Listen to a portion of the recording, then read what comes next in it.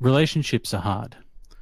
Financial or social strains can tax even the most devoted couples.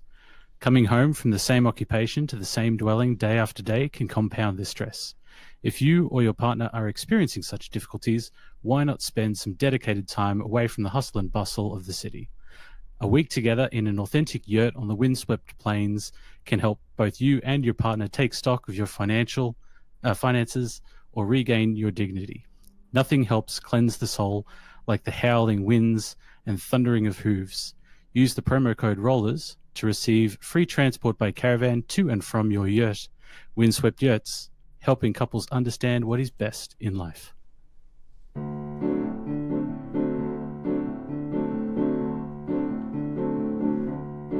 Well, I don't know why I'm listening tonight. I got a feeling that the cards just ain't right. I'm so salty, must not give in to rage. And I'm wondering what those rollers will say. Scars still left in me, the cheaters to the right. Here I am, gonna roll a derby tonight. Gonna roll a derby tonight. Gonna roll a derby tonight. G'day and welcome to the latest edition of the Hidden City Roller Derby. I'm your host Simcof and I'm here with Merlin. What up? And Glen. Hello. We still have a Toreador that's in transit over in the mighty United States of America, but I made the 16 and a half hour flight back the other day. Merlin made it about the same time as me. Yep. You feeling the jet lag, brother?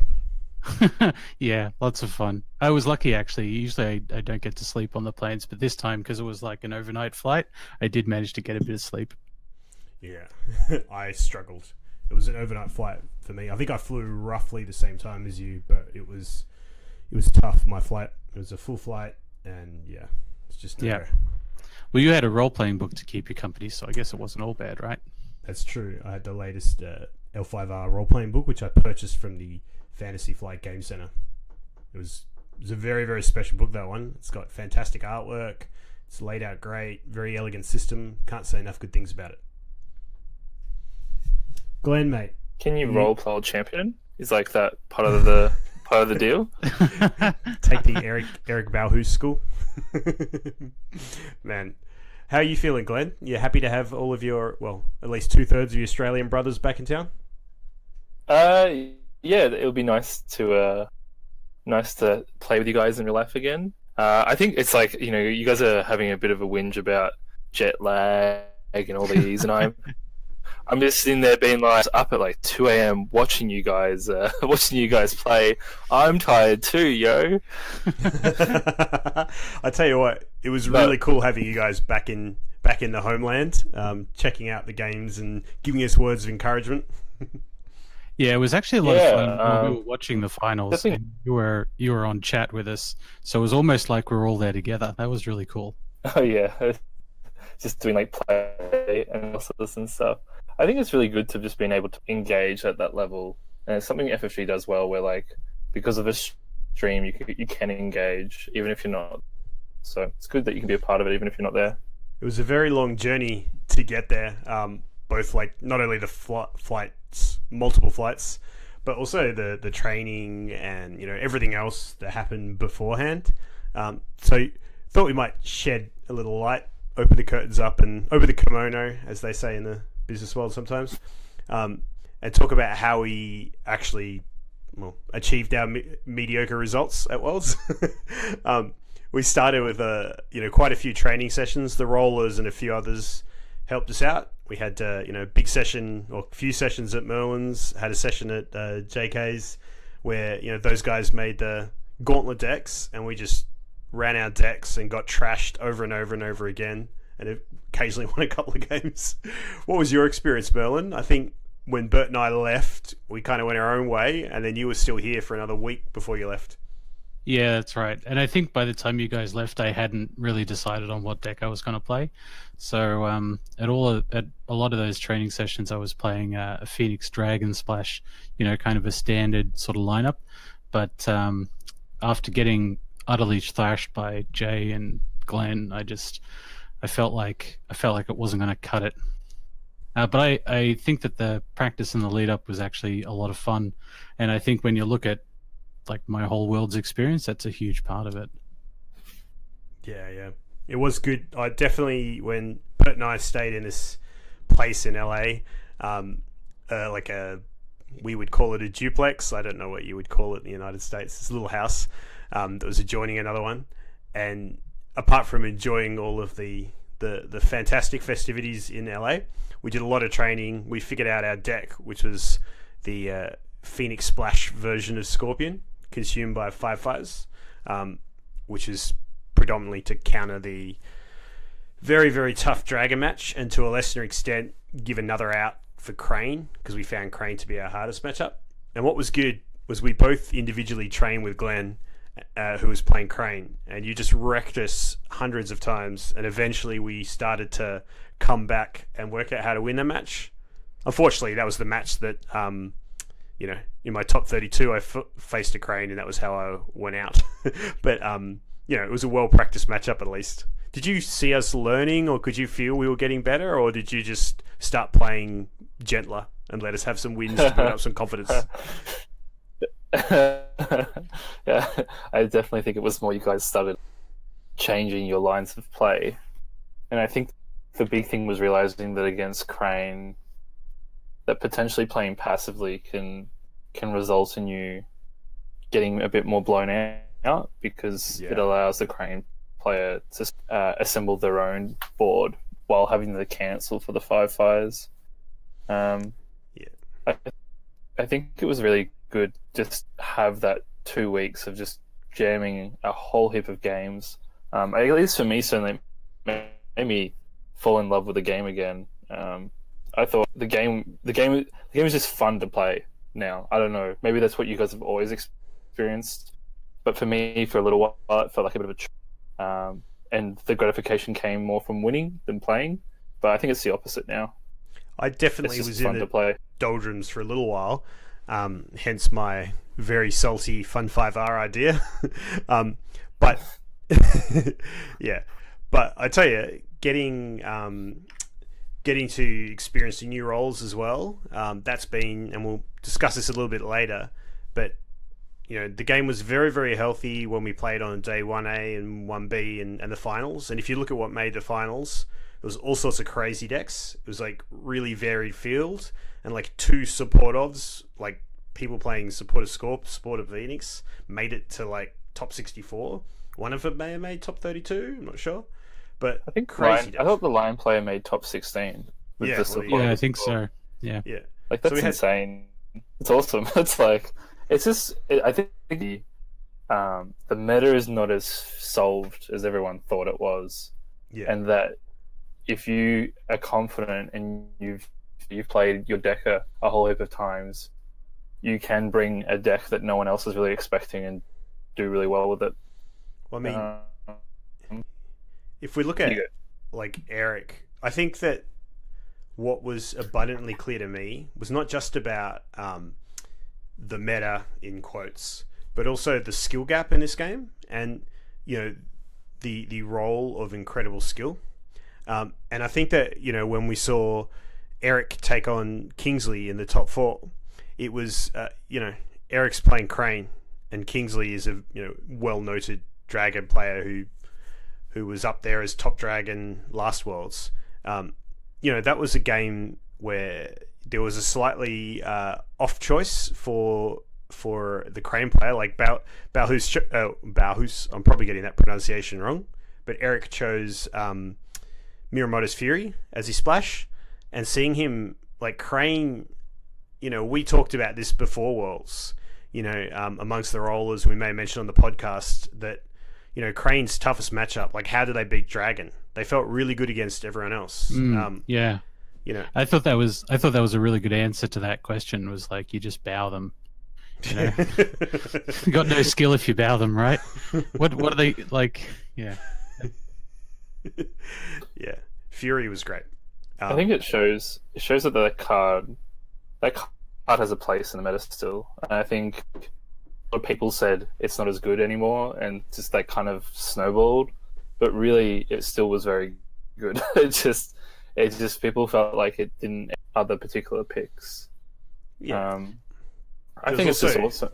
Yeah. It's just awesome to see that there. I also thought it was really cool that crane that Eric Steck with katanas and fans, and just like showing the power of just a stat pump for zero fate, like just how consistent, because you can try and throw in these really cool tech cards, but then you just realize at the end of the day for zero is actually just really solid. Yeah, for sure. You know, a couple of people were saying that they thought Fury might come off the restricted list now. What do you guys think? I think it was the decider card, right? I don't know. I think you would slow it down, the meta down again. Like, that's why I actually want to see it still on the restricted list, but not for balance reasons, but actually to increase the pace of the game.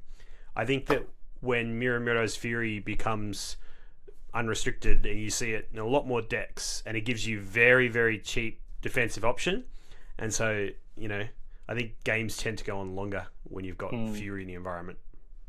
Yeah, this is true. Yeah. So yeah. Did you guys, so while you guys were at Worlds, just over the overall, did you think there was like a Worlds meta, or was it because of deck lists having to be submitted a week before? Was it much more like people had done their own like local meta testing and then brought what they thought was good from? I didn't think there was a Worlds meta. I thought the Worlds meta was everyone trying their damnedest. Everyone, like, certainly there was a deck, the copy of test type deck. There was a bunch of dragons playing like almost like 99% the same deck. Like, you know, good players as well. Like, you saw Anil, you know, Kingsley, Frotop, and there was, you know, a lot of other dragon players there that I either played against or watched that were very, very strong, playing basically the same deck. But apart from that, I don't know what your experience was, Merlin, but mine was really varied. I think if you look overall, I felt like there was kind of a melting pot of decks in the competition. So with regard to Phoenix, I felt like there was three different kinds of decks. So I brought Bill Curlis Army's Phoenix Lion Splash deck, and there were a couple of Lion Splash decks. There was a Dragon Splash deck, and then there was a Scorpion Splash deck, which ended up doing very well. But then if you look at other clans, like you talked about the Scorpion Splash Lion deck, which was crazy. Pablo's Crab deck, which is getting a whole bunch of attention. What else was weird? Touch on what that Pablo deck was, because I think it made top 8, right? Yeah, top 8. It is. Let me see. It looks like it's a kind of an extreme wide board value deck. So what he's trying to do seems to be bring out a lot of low cost characters from his Dynasty and from his Conflict side, and get benefits out of like Cutie Labs, and charging big characters into play rather than pay for them and things like that. And what was the splash? It was Dragon Splash, if you can believe it. Well, you can believe it, but the strange part about the splash was he was playing 3 Let Goes, 3 Hurricane Punches, and 2 Tattooed Wanderers.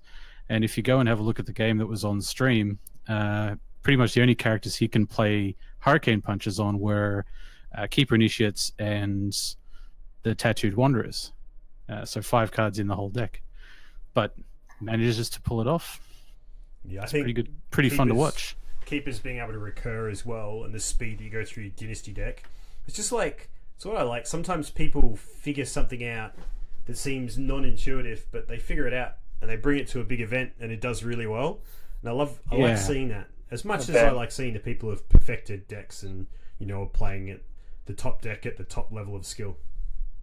You know, he's actually put that deck online and he called it Nobody Expects the Spanish Inquisition. It's like the best name. It's the best name. The craziest part about that deck is that it had no attack. So it had no reprieves. No attachments. No wash command. There's no attachment. Yeah. You know what I thought? It's awesome. It's great. You know what I thought was interesting was that there are 7 cards in here, specifically Tainted Hero, which I think a lot of people thought was just kind of junk, because the card itself says you can't be declared as an attacker or a defender, and then you sacrifice a character to blank this thing's text box, which kind of seems a bit meh. But then if you're just charging this character in, then that's fine, right? Like you're not actually paying his cost for his ability. You're just paying charge for a 6 strength military, which is fantastic. It's like having 6 Hida Casadas in your deck, in terms of like the power of the stat that's coming into your conflict. It also makes your raise the alarms like that much, because you now have a 1 in 6 out of 40 chance to find just this giant stop their military challenge against you, or when you're attacking. Yeah, it's pretty good. That deck was awesome. He's done a write-up on 5 Rings DB, and actually Wardens of the Midwest did a really good post-Worlds write-up on sort of the state of the various clans, which we should link to in the show notes. We'll link to both, though. Yeah. I assume afterwards. So Crab and Roll just showed that they're still a force, and I already apologise in Crab Chat, but it's just great to see Crab is still up there post-Worlds. I think they're still one of the stronger clans. Mate, post-Worlds, new role, Crab looked great. Really, really great. Looking at some of the matches that happened during that last day and some of the big upsets, there was this amazing game between... So, obviously, Mind's Desire was one of those players everybody's looking to see what they could do, and see if he was going to make it with this dragon deck. He's probably paid 10,000 times. And he got taken out by a crane as well. So 2 of the most notable dragon players got taken out by cranes, which I just find phenomenal. Yeah, we actually were predicting that was the weaker matchup, right? Like, Crane's weak matchup is dragon. Yeah. So a guy called Yannick Richard. And I watched a lot of the game, and the crane dishonored the dragon out, but like it was I presume it was a dishonor victory, but it was, Anil was sitting on a couple of points of honor for quite a long time, and it was an amazing match, and things just didn't quite go Anil's way, and a few things went Yannick's way, and I actually very briefly, he probably doesn't even remember the interaction, but I very briefly talked to Yannick later on that day, and he's like, he was still bamboozled. He was kind of like, I can't believe I did that. And he got summarily executed by Johnny Shen in the next round. His Scorpion opponent, Johnny Shen, went on to get second. But, he was saying, he was done. Like, that was the highlight of his tournament. He beat Mind's Desire. And I kind of like that there's these legends that happen, these myths that get built up. And, and he just sprinted out of the convention room. He wasn't sure what was happening. He's like, oh my God, I've been knocked out. I can't believe this by a crane. But, This is a game where people can just take games off you. It's kind of brutal sometimes. Yeah. So, one other highlight I wanted to talk about, there was a little bit of controversy. And I thought it's fun to talk about controversy. So, the Shogun from last year, Samuel Bennies, who I got to chat with, but he was playing a Scorpion deck, and he was playing Backhanded Compliments. And Backhanded Compliments, at a Keeper of Earth, there was a few players, like notable Scorpion, who chose to go that route, and actually went fairly far. Palumbo, who's fairly well noted, I think he won a Kote before. Atlanta, I think. Yeah, Atlanta. He went very deep as well. With that, I think he was 5-1 on day one, and then he went all the way to Anil. Yep. Yeah, and then he got out in top 32. So so that was pretty intense matchup there. But Samuel Bennies was also playing a Scorpion using the old Backhanded Compliments. Right. So that's probably another deck, right? Like we were talking about melting pots, right? Like I think those guys, they were all part of the sect that was we should have a keeper role so that we could get access to Backhanded Compliments, because Backhanded Compliments is a better deck. Yeah. Yeah. Well, And I'll tell you what. Do you think the jury's still out, or do you think the data's in on that one? Like, you're a Scorpion player. I honestly want to. I mean, as a Scorpion player, I've always found the Seeker role more satisfying. I think there's more play to it. I think there's a very linear game plan with the Keeper role. However, I could definitely see, if you look at some of the key cards these people playing the Keeper role were doing, they're kind of like trying to go back in time to old 5R with this concept of the Dishonor Bomb, where you're just trying to like save up a handful of like dirty dirt and then just drop it all at once. And they're playing like Guardian Kamis, they're playing Display of Powers, they've got the Seeker of Knowledge, so it's Phoenix Splash. So you just want to, like, when your opponent attacks you drop half your hand and they go from like 7 on it to 0. So I mean, I get what they're trying to do. I think it's a less interactive style of gameplay, and I kind of thrive on interactivity. I find it's a lot more fun, but I can definitely see there's a lot of strength there. That being said, in a little bit we'll discuss new roles, and I'm not convinced that that Keeper's got what it's going to take in terms of being the best Scorpion deck with the Seeker of Air, Keeper of Earth scenario. But you know what? There's a lot of inventive players out there, and if there's one thing I learned, wow, like people are creative and people are competitive, and when you combine those two things, you get some very interesting decks and very interesting games. So what was the controversy though? Okay, for those who weren't watching stream. So the controversy. So we had Johnny Shen playing Scorpion in the semi-final. The mirror. Well, when I say mirror, they were playing very different decks, but two Scorpion decks playing Samuel Benny's. He's also playing Scorpion, and it was a pretty hectic game. And both players were on practically no honor on turn 2 and 3. I think it was turn 3 where the game ended, but it wasn't a huge amount of turns. Can't remember exactly which turn it was. So Samuel Benny's was the first player. Yeah. So Samuel Benny's is the first player, and Johnny Shen's got the favour, and he's got a pretty dominating board state. Samuel's board's about to disappear, and he's got a couple of points of honour left, like maybe 1 point of honour left, and a couple of dishonoured characters. A duty will save Samuel for this turn. So it gets to the end of the turn. Now, the favour is supposed to switch from Johnny Shen to Samuel. Samuel won enough rings and orchestrated it, so he was getting the favour at the end of the turn. For some reason, the favour didn't flip, but they didn't, so they didn't catch it. Neither player caught it.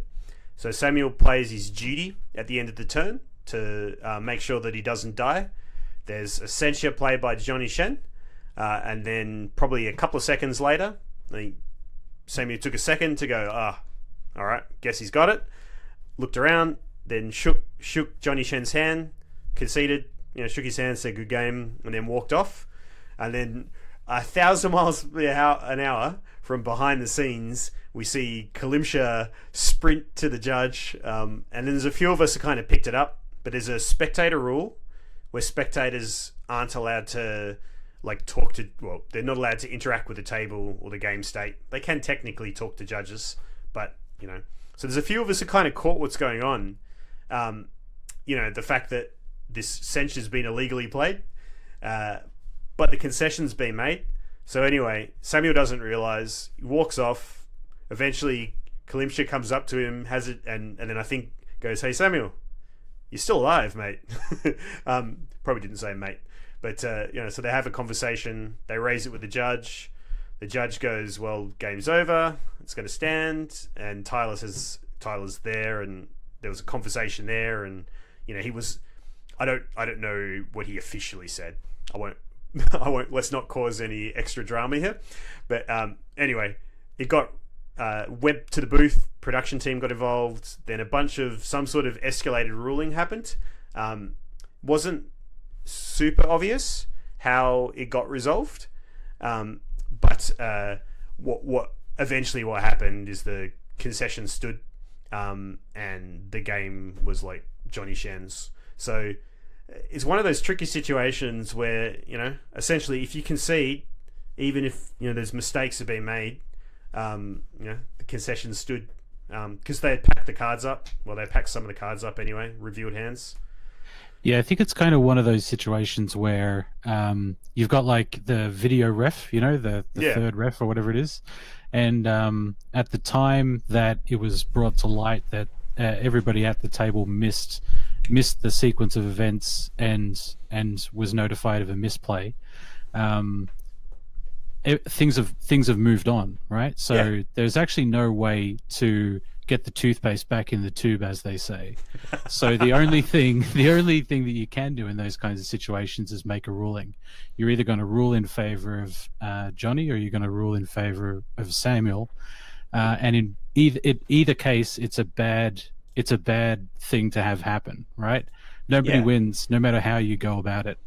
No one's happy. That's right. And I mean, Johnny's probably a little bit happy because he gets to go to the next game. But I mean, I think it's just nobody wants to go to that game in that way. You want to go clean.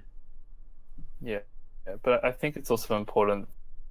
Yes, you're on stream, and yes, it's a top 4, and you've got people watching your game, but you really do need to know your framework steps.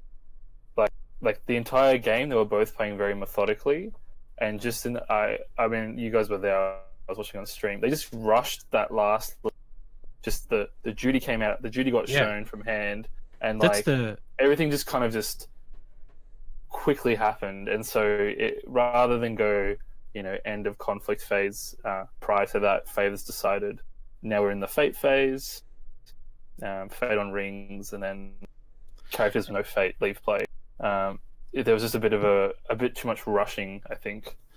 Well, it's kind of funny because I think that was the only point in the game where there was any rushing at all. That game was very methodical, very thought out by both players.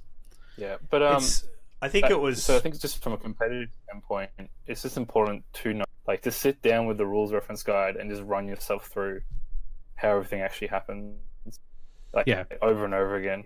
Yeah, I honestly think that was the case where, because Johnny, I'm sure, thought he, from my talking, I don't think there was anything untoward that happened by either player. It was just it's one of those things that you had Johnny you had a proactive judge sitting there, and he's towering over leaning over the table, looking at the game state, and his only job is to understand the game state. Samuel's there as well, and he's deep in concentration, trying to figure out if he can pull this out. From the camera, we saw he had a few backhanded compliments as well. So, it could have been his game. Who knows, right? Understanding what happens after that duty is it's unfortunate. It was unfortunate way to end that final. However, it did create an amazing final, which is Eric playing Crane versus Johnny Shen, who's known as one of the master sort of Scorpion players. And you got to see two people at the top of the game, square off. But it was pretty amazing to see the defending Shogun make it all the way through to the semis. To top 4, right? Yeah, that's pretty good. Yeah, huge.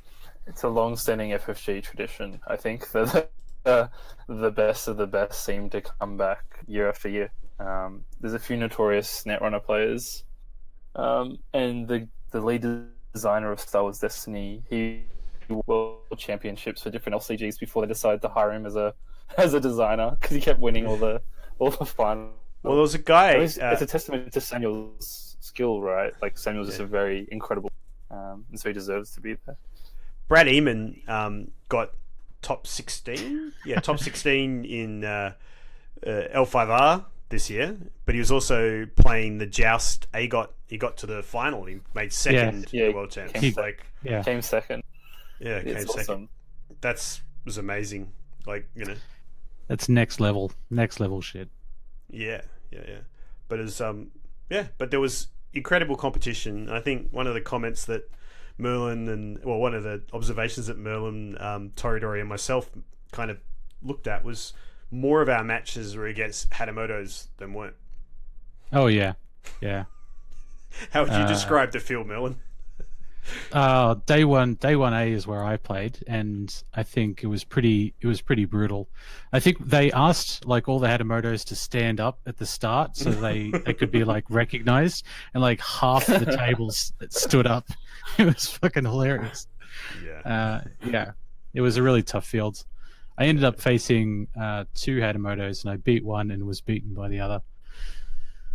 Yeah, you also had to face Bill Jr., who I don't think is... Yeah. He's not a Hatamoto, I don't think, but he's had No. amazing results on Discord League. Like, Yeah, that game was really, really tough. I think a combination of luck and a combination of just methodical play got me through that game. But that was tough. At no point did I actually feel like I was winning until I was on his box, and it was like, the very last action. What do you got? Yeah. So it was Daniel Trujillo's who knocked out Bert, who's Daniel's very, very strong dragon player.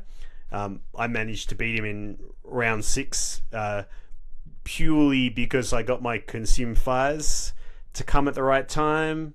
I had my calling of favors to get rid of reprise. I just had like any answer I need. I'm like, I need this card. Oh, it's in my hand. Oh, I need this other card. Oh, yep. I've got a Shigenja. Fantastic. Consumed by 5 fires. Bye board.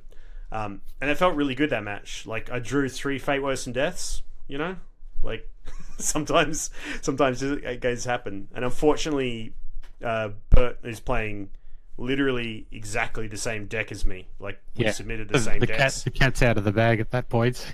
Yeah. Oh, so I mean, look, we'll let Toridoro, really get us into the mindset when he comes on next week. But I'll whet your appetites. Daniel did play Mitsu with 7 Fate.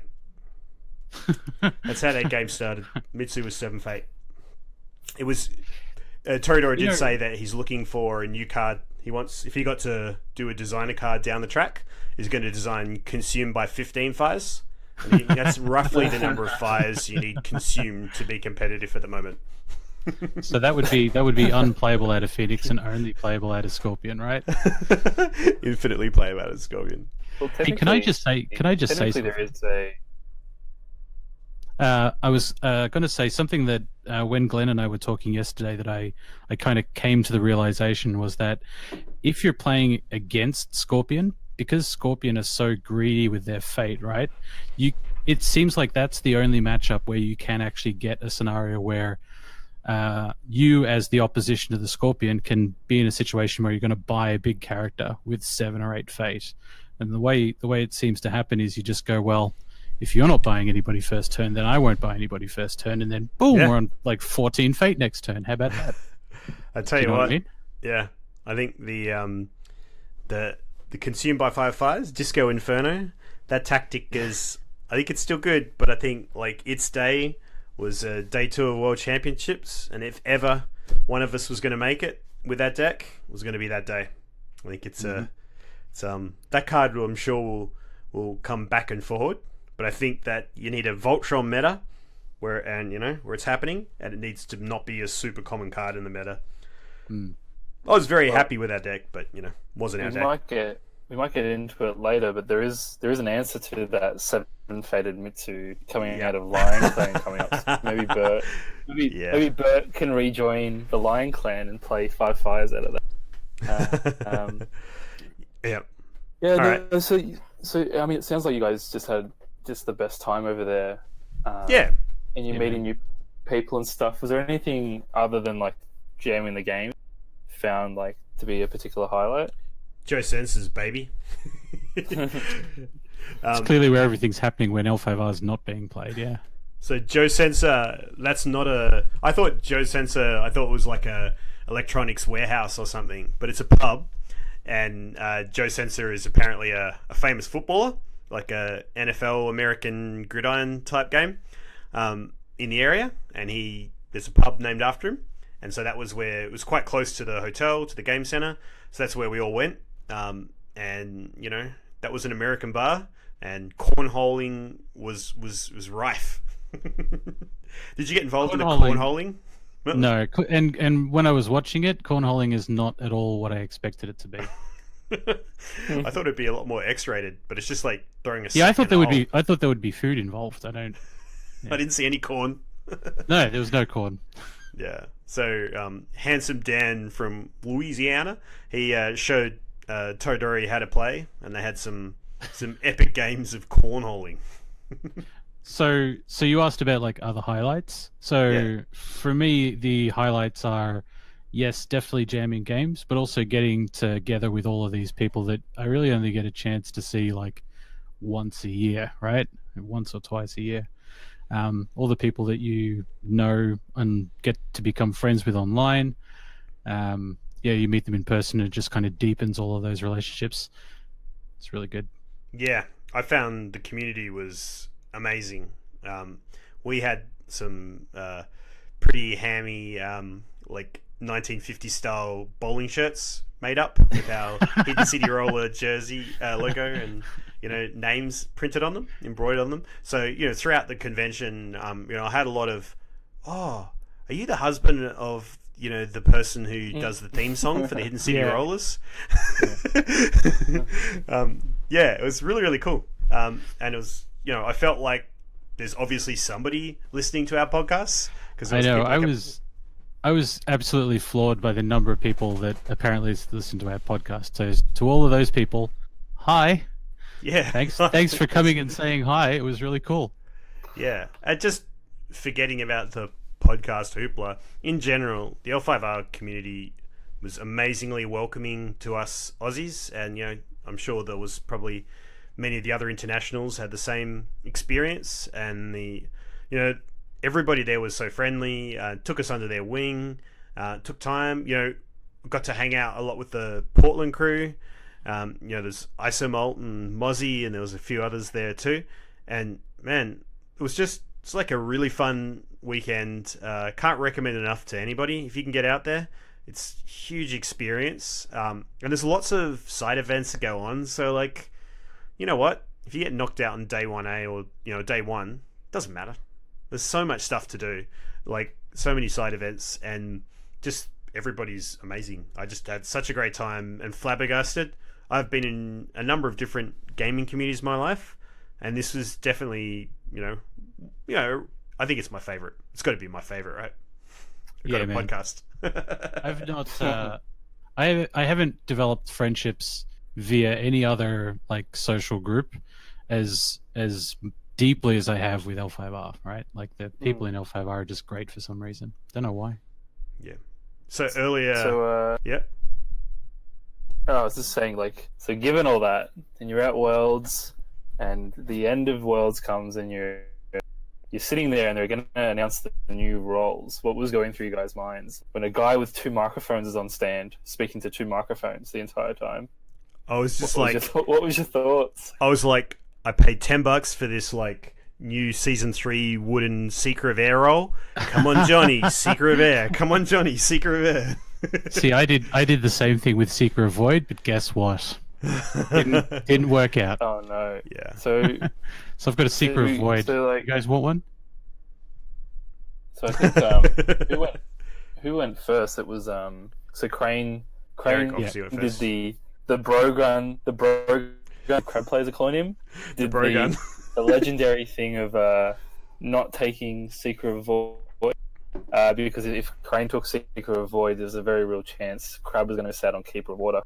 And so, yeah, what are you guys' thoughts on the new roles? Like, I guess specifically for you all guys, how are you feeling about Merlin, why don't you go first? Because yours is odd. I think mine was a lot kinder. So I'm not really sure about the Phoenix one. I think it's for a style of play that it's not really a style of play that I exercise a whole lot.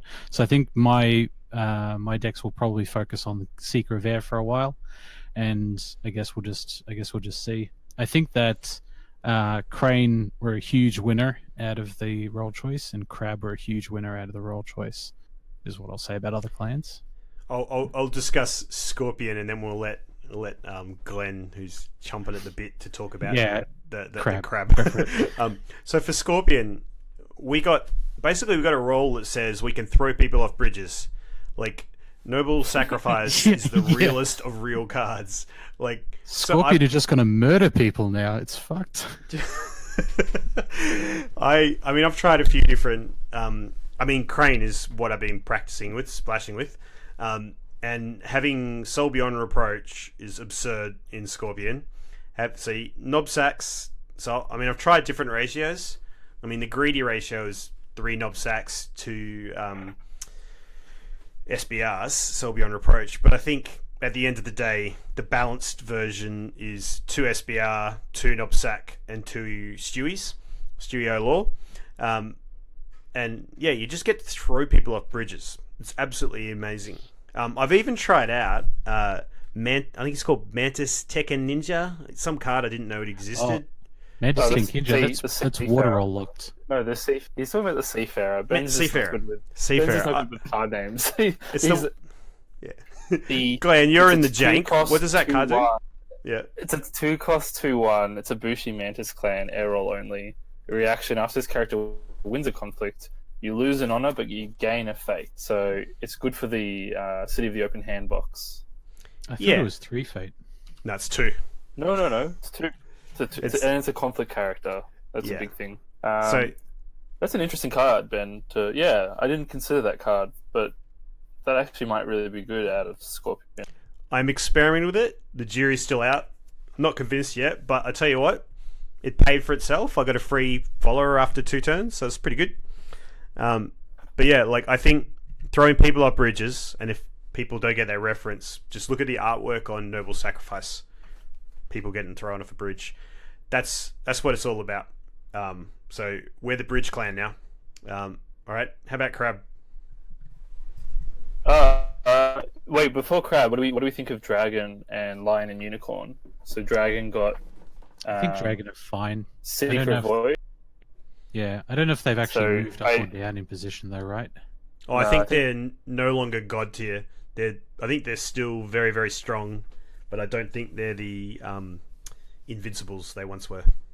Their row is still really good, right? Like their row is basically 1 less feast and then another void province. Pilgrimage or something, yeah. Still really strong, yeah. They're still really strong, but like, if you got a choice between feast or pilgrimage, Merlin, it could be. Merlin and I had a game last night, and I was playing Being and Becoming and Stone of Sorrows, and we were just both so tired. But at the end of the day, Merlin deprived me of triggering a 4 fate Being and Becoming play because I forgot that these little bows my dude when he has the Earth Ring. That's amazing. He says, Merlin, just let me get my combo off. Okay, good. I love it. But it's not. It was basically Merlin broke 2 provinces, and I did nothing for 3 turns while I set up the combo. Masterpiece. I was just basically like doing solitaire, and Merlin's kind of trying to want an interactive game, and then we just got so tired, and Merlin deprived me of my deck. But there's some jank play basically is what I'm saying out of that. But what Dragons win now, and it's fine. What about Lion with the Keeper of Earth? Do you think that's I don't really know. I think it's make of that role. I mean, I play a lot of Lion. I think it's good that they have a keeper role still, because being able to go really wide with keeper of, or keeper initiates is really important in part of the Lion Swarm strategy. Earth gives us access to sabotage, but on the whole, it's fine. I wasn't super excited about it, but I'm glad that there was a keeper role. What do you think of the low bid, like a low bid Lion with backhanded compliments? Yeah, because that seems like Anyway, that's something to keep. That's something to talk about for another day. But for sure, I definitely saw that in Worlds. There's definitely a deck doing that. Yeah. Unicorns, Seeker of it's really cool that you can run endless plains and along the River of Gold. Seeker of Water, right? Or you could try, or you could try Ride in the Streets, and they get access to Press of Battle, which has given me mixed results so far. I think the non-unique clause. It's an interesting card to have. Yeah, non-unique is harsh, and military, and more participating. Like there's just like 3 clauses there. I think you'll find actually. I think that card will actually end up being okay. Yeah, I mean, there's plenty of really good non-unique. Well, characters. I guess here's a question for you: how do you find Joanna in Phoenix? Brilliant, then amazing. Press of Battle. Press of Battle will no doubt find its place. If Joanna is a card that you value, then I think Yuana's going to be. I think press of battle or whatever it's called will be fine. It's a weirdly phrased card. Yeah. I want to say press for battle, but I think it's press of battle. Yeah, it's press the press battle. It's the type of press that one experiences whilst in battle. Yes. Speaking of battles and Crab now winning battles, I think Keeper of Water is just giving them a breath of fresh air. Not to say Pablo's deck didn't already give them, but the sort of Voltron Unicorn Splash deck can kind of really hit hard in the meta again, I think. So why because of card, because of Fight On. Because of Fight On. So for our a viewers. one cost conflict card for Crab that's water roll. Bring a character that's bowed, or it doesn't have to be bowed. Just unbow a character and bring them into play on the defense. No, it has to be bad. No, it doesn't. I've brought in people that haven't been bowed. It says choose a bowed character you control. Oh, not bowed. Sorry, I brought them. I've restood them, and they're already in the conflict. Is what I meant to say. Sorry. Oh, okay. Right. So like, if they fought for Shane in the conflict, you can just unbow your guy that's in the conflict. Yeah, totally. So it's sort of like It's like a against straighten and a waves of moving. defense. Yeah. Yeah. I think so that I tried it out.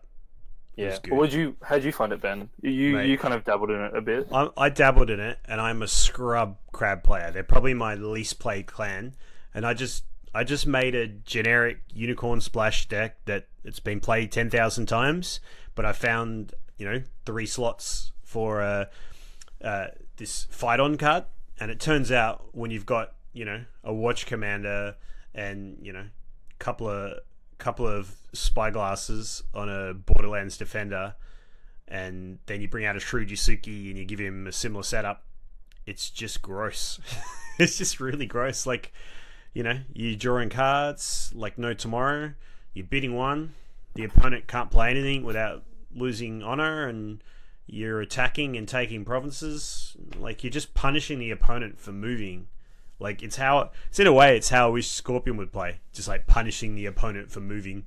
But, man, it was good. Very different style, though, because I'm used to just playing the clans where are very event heavy, but obviously Crab is extremely attachment heavy. But it did feel good to go, I can play this card, and it can't get cancelled. Maybe they've got some attachment hate, but like, when I play it right now, it works. That felt pretty good. The beauty of it is you can also run the Tanjika to discount all these one-cost events that Crabs seem to run. But you can almost have 5 unbow effects in your conflict. It just fills that gap that Crab were missing, where like a Kachika or a Kanjo district kind of just ruined your game, or even a Fate Western Death Riot. But now with Fight On, you have a counter to it. You just go like, nah, okay, you did it. You spent 4 fates. You triggered your Kanjo for the turn. I'm just going to bring them back in, and draw 2 cards while doing it. And now you still have to lose an honor each time you. So I think it's really good, and I'm looking forward to see where Crab goes moving forward. All right. So I think to round out that conversation, just touching very briefly on Crane, which didn't touch. They've now got Feast or Famine available to them, and Magistrate Station gives them a fate. That feels good. Obviously, we need to. Yeah. Obviously, I think we're gonna wait to see how the new restricted list, I think that'll come out in the next week or two, when that drops, to see how to construct that deck. But at face value, having sorry. I think I've been playing it a bit, and I think the Librarian is a really cool card. So do you want to remind players about these non-played cards? What? Okay, sure. Sorry, Previously unplayable. It's because I play with them. It's like the Imperial Librarian is a 2/2/2 courtier that is Imperial and Scholar as well, and each character gets 1+1 glory. So if you dishonor anyone, if you dishonor any of the opponent's characters, they're now got an extra -1 on them. And Crane, being the clan that honors their characters, if you have an honored character, they've now got an extra +1 on top of the glory. On top of their just base glory So maybe boost Game of Sadney. from the honor. Because you got to remember that Crane going for Seeker of Fire now have to give up Soul Beyond Reproach because that's an air roll only. And so then the stopgap there is this new card that Ben kind of laughed at me the other day because I played it. It's called Icon of Fame, which is I think it's a 0. I think it's a 1 cost attack. I think it could be 0. It's like a 0/0/0. Hey, it worked, man. Yeah, it's like when you win the Fire Ring, which as a Crane player you want to go for anyways. The character gets honored that you've attached that attachment to, and if you have the favor, they have +1 glory. So, yeah, it seems like a really, really strong deck with just a few minor changes. I cut Neuroshima for the Librarian, and that felt just 100% fine. Cool. All right, so just with only a little bit of time left, let's quickly maybe select. There's been a few spoilers that have come out. Maybe just a few selected ones we could quickly talk about. I think the Lion one is the one that everybody wants to talk about, right? Fires of Justice. Seems good. So for those of you who haven't seen it yet, it was like a French, I think, or some French. French. It was the French spoilers. French one. And anyway, it's Fires of Justice is a Lion Clan event. Costs 2 fate. So you go and Struth 2 fate. This better do something, pretty special. 2 influence. It's Void Roll locked. So straight away you're thinking Void Roll locked, cost 2 fate. This must be the most amazing event in the world. Turns out it's pretty damn good. So reaction, after you win a question mark conflict, and given that it's a Lion card, I'm going to guess it's military, but we don't know. Your opponent chooses a participating character he or she controls. Select one. Either remove all fate from that character, or move any fate from your opponent's fate pool onto that character. So, I mean, you can potentially move, 20 fate from Johnny Shen's fate pool onto onto one of his whales. Onto the meek informant. Onto the meek informant. Onto the the wastrel. What are people's thoughts? It seems good, right? It seems pretty good. I mean, the cost I think is appropriate, 2 fate for that effect, and I think what it means is that people will think a lot harder about pokes and things like that if they feel like the opponent's on Dragon Splash. So your big attacks are kind of in danger because your big character's going to have all the fate removed from it, and your small attacks, your pokes, are going to be in danger because they're going to take all the fate from your fate pool. Sorry, remind me again though. Does it say like your opponent gets to choose a character? Yeah, your opponent chooses a participating character. So they have to. Can he choose your character? It's a book, or they have to attack. He or she controls. Your opponent chooses a participating character he or she controls. Yeah. So while I'm not entirely sure what the optimal play for that card is, I feel like it's a pretty good card. You run it with Embrace the Void, and then if it's a non-unique, you can karmic twist it off afterwards. Yeah. Hold on. So that would be Lion splashing Phoenix. Because I guess there's only 2 Void rolls out there at the moment, right? There's the Lion Seeker of Void and Dragon Seeker of Void. That's right. Yeah. Okay. All right. Okay. So we'll just do. Is there any other that you guys wanted to touch? Otherwise, we could do maybe one more. I really like the crab card as well. The Hida Yakumo. Do we know what he does? 4-cost 4-2. Oh. Yeah, he's a 4-cost 4-2 Bushi Berserker Duelist. He's a unique character. If you are less honorable than this character does not bow as a result of military conflict resolution, and he cannot lose duels. Yeah, that second part about cannot lose duels, I was a bit confused about. How do you reckon that works? No, so this character is not the loser of the duel. It has like remind attack. But the character of its opponent stays the winner of the duel. So like Game of Sedan, right? It would honor the Crane, like it would honor the character, but it wouldn't dishonor hit, if that makes sense. Yeah. How does that affect policy debate? I haven't read policy debate in a while. We'd have to look into that. But with all these duels coming out, I think it's a really cool way. Like Ratsugu, for instance. Like Ratsugu can't kill this. Yeah. It's pretty good.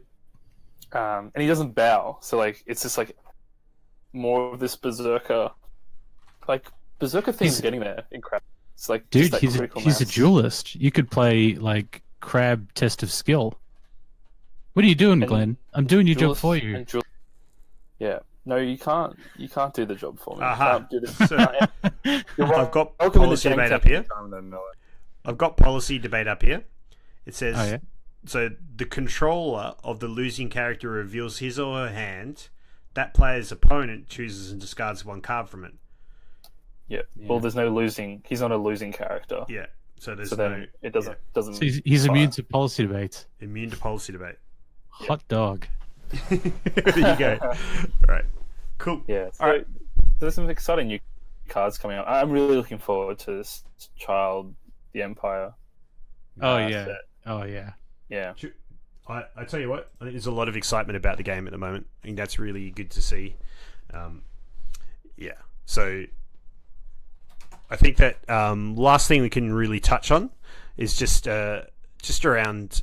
I guess there's some new news that's come out the way events are going to be structured. I think next podcast we might go into detail about these news events because it's quite a complicated subject. It's a bit of a lengthy discussion. Yeah, there's different layers, etc. I guess the one weird change is that normal Koteis no longer have winners, and they're 1 day, which I think is a real detriment to the tournament scene. I'm hoping that changes because I think Koteis have been a great, they've been very successful, this last year, and I think there's something that people travel for. The 2-day format makes it fun and exciting to travel for. Having them 1 day means they're more like just local events. They're just bigger local events. They're like premier level events, but they're not. It seems like they're not. The cuts for L5R have always been very elite, right? Like it's a top 16 kind of cut for big tournaments. So they're very elite cuts. This seems to be relaxing on that sort of thing. Now instead of being an elite cut, it's a more inclusive. Everybody that makes a certain record gets these prizes and that kind of stuff. Yeah, and look, I like how they structured them last year, where they're 2 days. And if you don't make the cut, you still can collect a bunch of awesome prizes by playing in the proving grounds, and it's probably a more relaxed tournament. So, but I guess mileage may vary, but this is the one thing. Like, there's so much positive news coming out about Legend of the Five Rings at the moment. Worlds definitely showed the meta is varied, and that will continue to be the case. Children of the Emperor is looking to just have all sorts of new stuff. Apparently, the false rings are back, whatever that means. And there's so much going on, so many new cards. Tyler, I got to very, very briefly chat with him, but I think that if we see the effect of his design, it's been fantastic. And locally, I think here in Melbourne, we've still got a pretty healthy scene, and it seemed like, if anything, the game's growing. Hopefully, this one little bit will just they'll fix this. But that's my perspective anyway. I'm not saying it's everybody's. Cool. Any final thoughts, fellas? Some good insight. I was just holding myself back. I was like, I will delve into this next time. Yeah. So I think I think 2019 OP for on the whole is exciting, and what they're offering is pretty cool. It's just, we can talk about it another time, but just the way they're structuring it, and also how it works in Australia as opposed to the US and UK, makes it a lot more challenging here. Because unlike the US and the UK, who go through Cascade Games and Asmodee UK, we require stores to request. So a TO can't request a kit; it has to be a store. yeah. And that means that, unfortunately, no store has wanted to take on the challenge or the risk, I guess, of running a Kotai here in Australia for next year.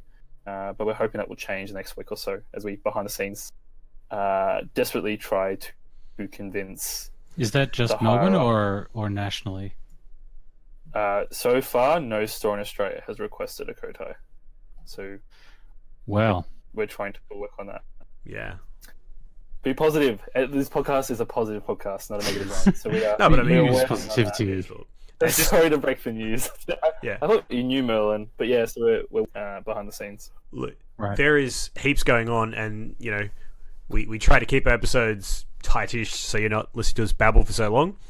There's heaps we didn't cover today, but next week we will be. So you got 2 episodes today because you got the massive mega legend of the way too many podcasts that I popped up this morning, and in an hour or so's time you're going to get this episode. So enjoy the 2 episodes today, and then in less than a week you'll get another one, and we might just have a very special guest on next week. So stay tuned for that. And until then, this has been the Hidden City Roller Derby. We love ya.